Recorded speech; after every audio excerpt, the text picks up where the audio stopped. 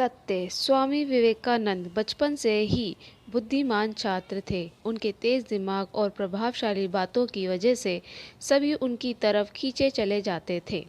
एक दिन स्कूल में भी स्वामी विवेकानंद अपने दोस्तों से बातें कर रहे थे। बातों ही बातों में स्वामी उन सबको एक कहानी सुनाने लगे। उनके दोस्तों को कहानी अच्छी लग रही थी, इसलिए सभी ध्यान से सुन रहे थे। कुछ ही देर में मास्टर जी के कानों तक विवेकानंद की हल्की आवाज़ पहुंची। उन्होंने ऊंची आवाज़ में पूछा कि कक्षा में कौन बातें कर रहा है। वहां मौजूद अन्य छात्रों ने विवेकानंद और उनके दोस्तों की ओर इशारा कर दिया। यह जानकर टीचर को गुस्सा आया।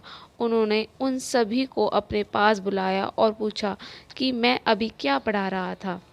कुछ सेकंड तक किसी से कोई जवाब ना मिलने पर उन्होंने हर बच्चे की तरफ देखते हुए सवाल पूछा। सबने अपनी नज़रें झुका ली। तभी टीचर विवेकानंद के पास पहुंचे और कहा कि क्या तुम्हें पता है मैं क्या पढ़ा रहा था।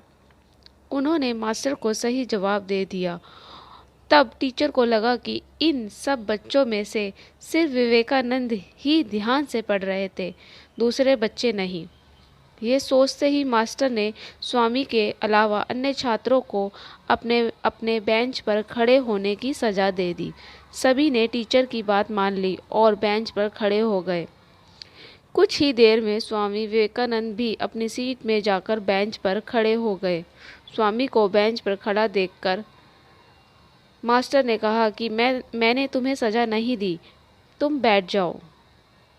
नज़र झुकाते हुए विवेकानंद ने कहा, सर, मैंने ही इन सभी छात्रों को बातों में लगा रखा था। गलती मेरी ही है। सज़ा ना मिलने पर भी स्वामी विवेकानंद द्वारा सच बोलने पर सभी छात्र काफ़ी प्रभावित हुए। कहानी से सीख, जीवन में हमेशा सच ही बोलना चाहिए। Thank you. Please subscribe and share.